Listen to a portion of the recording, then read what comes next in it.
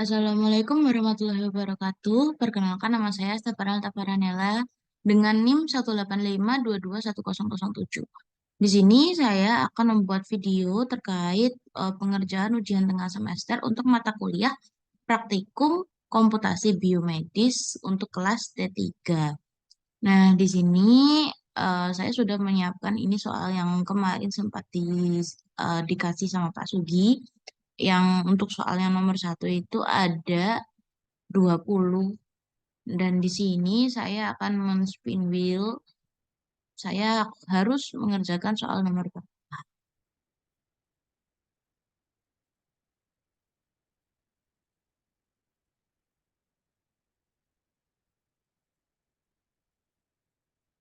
Ya, berarti saya harus mengerjakan soal nomor satu dan saya akan melihat terlebih dahulu soal nomor satu. Nomor satu, ya ini kasus pengolahan data. Ya benar nomor, ya soal nomor satu. Kasus pengolahan data suhu tubuh. Jelaskan bagaimana variabel digunakan dalam Python untuk menyimpan data suhu tubuh dari beberapa pasien. Rumuskan algoritma sederhana untuk menghitung suhu rata-rata dari data yang diberikan. Buatlah program Python yang meminta input suhu tubuh dari 5 pasien dan menghitung rata-rata suhu tubuh mereka. Baik, saya akan mencobanya dan saya akan di dokumen baru saya tuliskan identitas saya terlebih dahulu.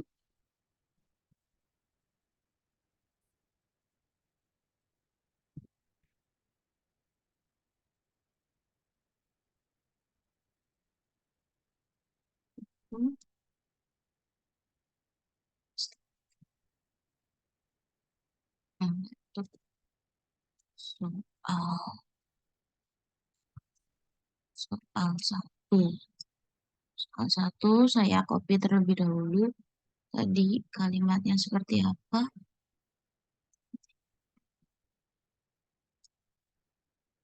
Ya, kemudian saya akan mencoba untuk menjawab satu persatu dengan tentunya nanti akan ada bantuan dari AI seperti itu. Kemudian dari soal yang pertama ini, kasus pengolahan data suhu tubuh, jelaskan bagaimana variabel digunakan dalam Python untuk menyimpan data suhu tubuh dari beberapa pasien. Nah, di sini buka terlebih dahulu.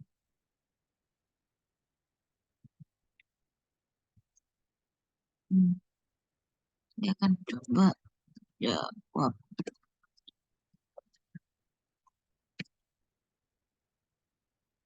untuk yang pertama atau A, yaitu jelaskan bagaimana variabel digunakan dalam Python untuk menyimpan data.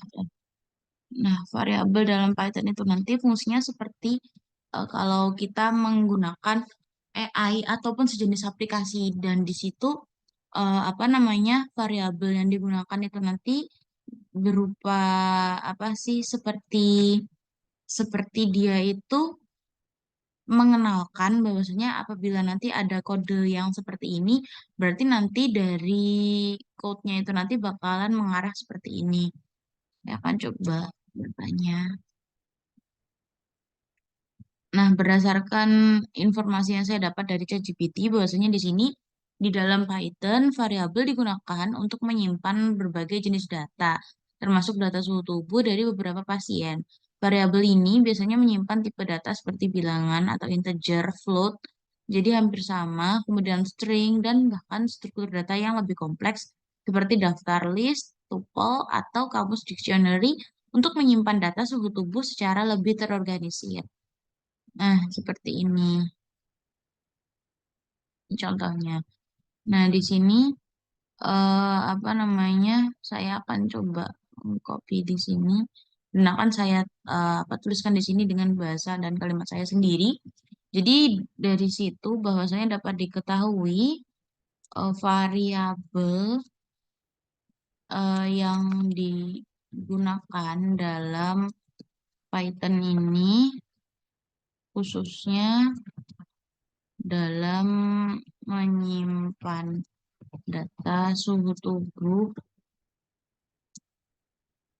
itu dapat menyimpan dalam bentuk tipe seperti bilangan, integer, atau float, kemudian string, dan sejenisnya.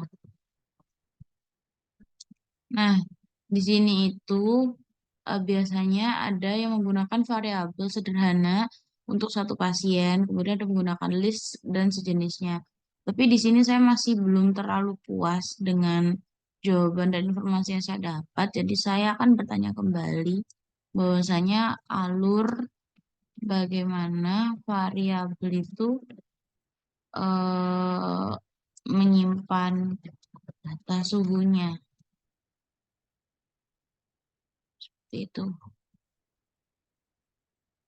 Alurnya itu biasanya inisialisasi variabel. Ada di sini itu membuat variabel memberikan nilai awal. Jadi seperti yang tadi sempat saya jelaskan bahwasanya semisal dari kita itu memberitahu bahwasanya oh ini A. A ini adalah nantinya akan mewakili data yang seperti ini. Kemudian nanti dari situ dia akan menyimpan memori yang eh, kita berikan. Kemudian nanti di sana setelah didapatkan data dapat diakses dan disimpan datanya secara berkelompok seperti itu. Nah, seperti ini.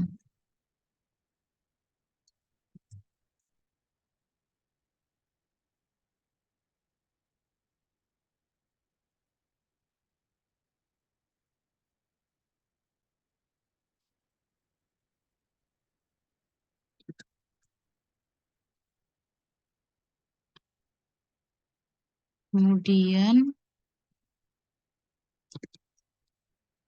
kalau di sini saya sambil membacakan bahwasanya alurnya itu nanti inisialisasi variabel dengan nilai suhu tubuh.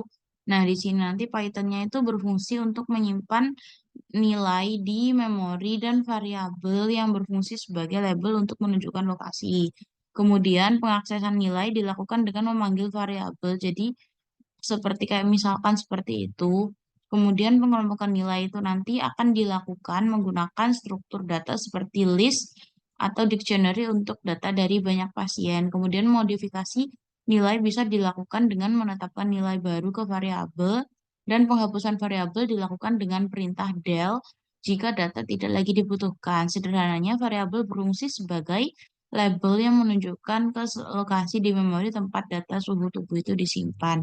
Jadi seperti itu untuk eh, bagaimana variabel digunakan dalam Python. Kemudian yang pertanyaan kedua adalah rumuskan algoritma sederhana untuk menghitung suhu rata-rata dari data yang diberikan. Algoritma sederhana berarti seperti apa namanya kerangkanya.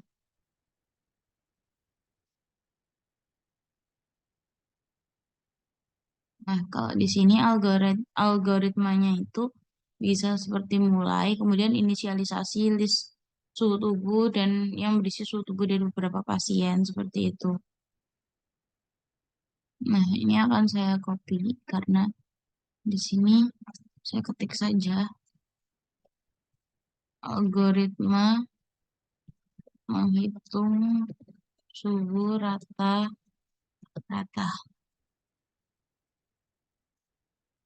Di sini yaitu ada mulai, ada inisialisasi list tubuh seperti itu.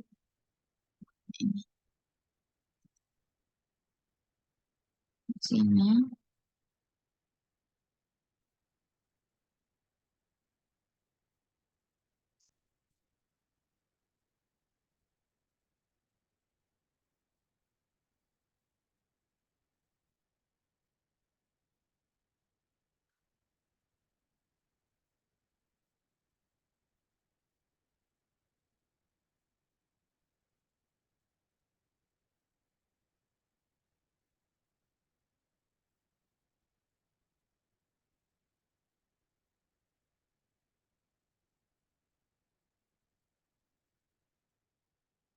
yang saya sedikit merapikan terlebih dahulu.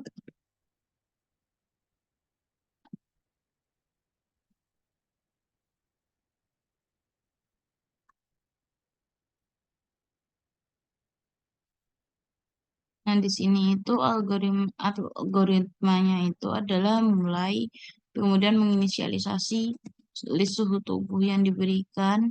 Kemudian nanti itu akan ada, oh, sebentar,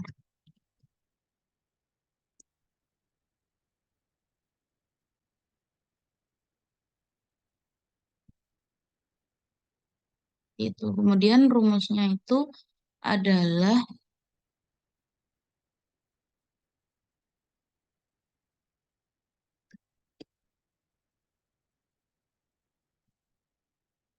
suhu suhu rata-rata itu sama dengan menggunakan equation kembali.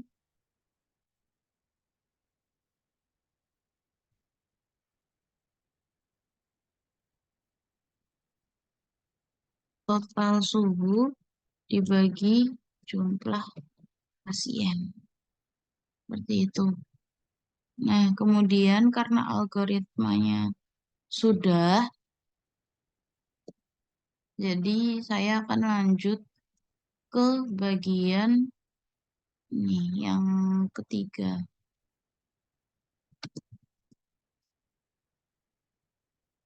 yaitu membuat apa namanya code-nya. Nah, di sini yang C itu yang diminta adalah buatlah program Python yang meminta input suhu tubuh dari 5 pasien dan menghitung rata-rata suhu tubuh mereka. Coba di sini.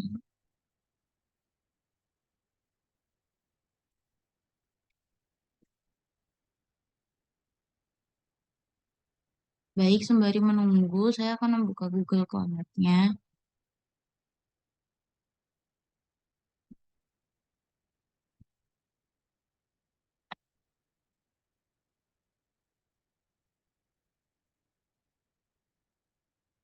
Nah, agak loading.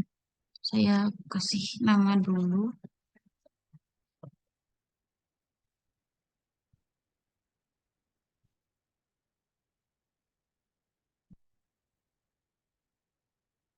Baik, sudah.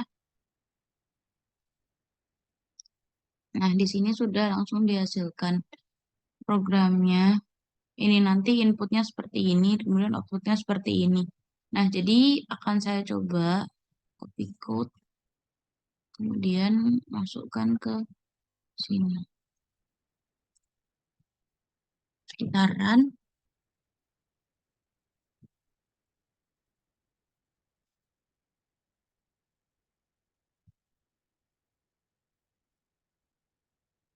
masukkan suhu tubuh pasien satu. Saya anggap 30.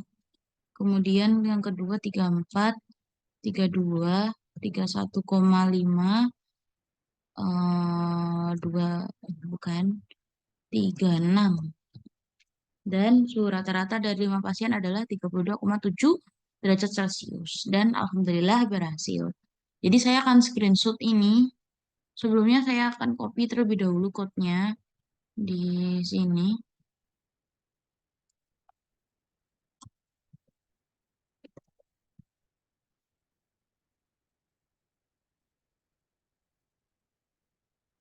Kemudian saya screenshot.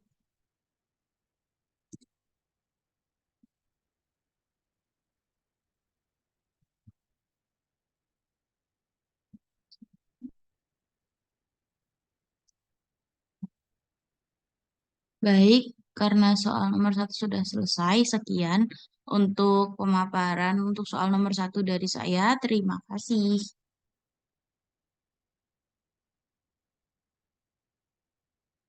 Loh, loh, loh.